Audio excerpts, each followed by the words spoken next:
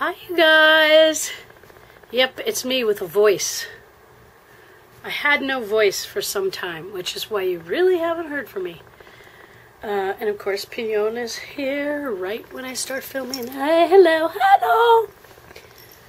Hope you guys are all well. The voice kind of comes and goes, but I'm not really coughing all that much, which is good.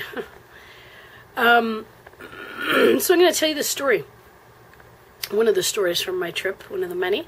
When I first got to Ireland. Okay, so I land in Dublin. The airport's pretty cool. I had looked at the airport already online before I left my trip. There's 3 levels, and I was arriving, so I was on the 2nd level, and departures were on the 1st, or something like that. Anyway, there's 2 levels. When people first come to the airport, they start off on the bottom floor. I was on the 2nd floor. And before I left, I purchased a Dublin pass and on and off bus tour.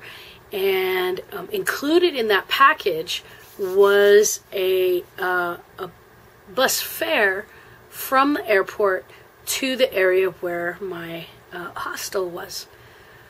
So like to the center of the town, okay? Center of the city.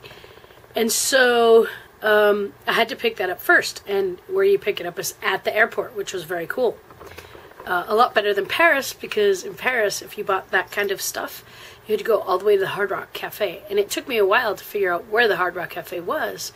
I would have already been needing it before I got there. So anyway, I decided, okay, kind of getting the lay of the land. After I have all my luggage and stuff with me, I'm like, okay, I have to go over there and pick up the passes and all this stuff and then catch the bus. So I decided I needed some coffee, because it was like, I think I landed at 9, and it was probably already between 9:30 and 10, and I was just trying to get my bearings and everything, and it just seemed like the right thing to do, right? So there's a little counter, it's open, it's kind of a coffee cafe kind of thing, and there's a little bit of a line, so I get in line, and I get up, and it's my turn. And this lovely man is talking to me with his awesome accent, Irish accent. It was very pleasantly, just, I loved it. It was like music to my ears. So I'm smiling, like do-do-do. And he asked me, what would you like? And I said, I'll have a cup of coffee. And he starts saying something in, just saying something with his beautiful Irish accent, turns to the guy next to him and goes, she'll have a cup of coffee. And he said it just like that. And I was like, I think he's mocking me. But then I kind of just laughed, because I'm like, is that what the American accent sounds like? Because it tickled me, his accent. It was wonderful. I wanted to speak the way he was speaking, but after that I was like, no, probably not. And, I had my coffee, and I got it to go. And then I managed to kind of... the front of the airport was all, like, glass, and I could see everything that was going on downstairs. And then you cross this bridge over the street, and I could see what was going on the other side. And it appeared that that's where they were catching the buses and stuff. So I walked to the other side, and then there were all kinds of signs down the escalator to the taxis and the buses and all this stuff. So then I went down there, saw this bus stop, asked the guy, told him where I was going, and he was so helpful. He was just like, this is not your bus right here. Your bus is coming in 10 minutes, and be sure that you get off at this stop on O'Connell Street, and blah, blah, blah, And so it was really, really, really helpful. And then I get off on the bus, and I get all my stuff, and I'm wheeling my luggage along the way, And then I really don't have to walk that far at all, because I was right off of O'Connell Street and right next to the Liffey, which is the river. And I follow, it's called Bachelor's Lane or something like that. I'll get that specific for you next time I tell my next story, but Bachelor's Lane, I think it's called. So I start walking down there, and I see what I think is like an alley. It looks like a little alleyway, and I'm just like cobblestone streets, but only big enough for like one car.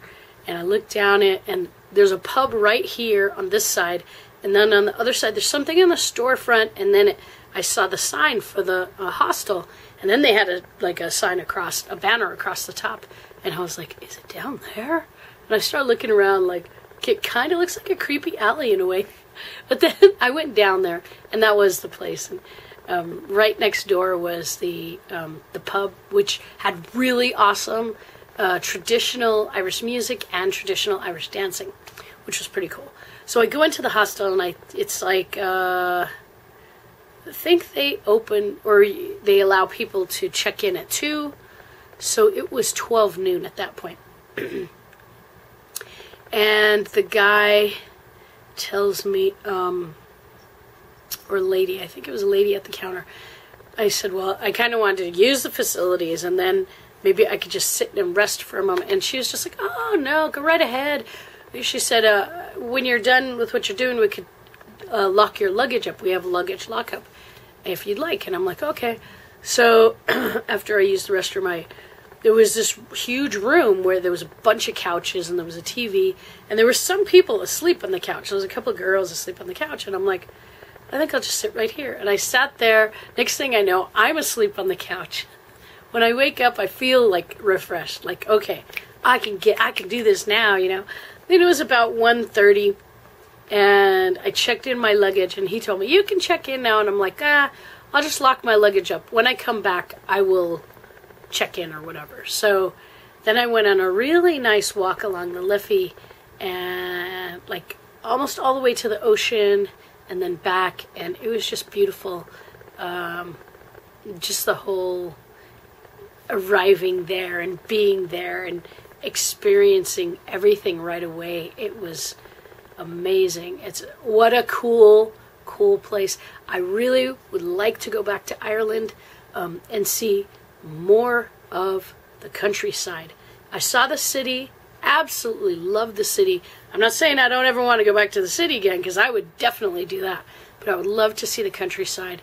Ireland is beautiful. That's my story for day 1.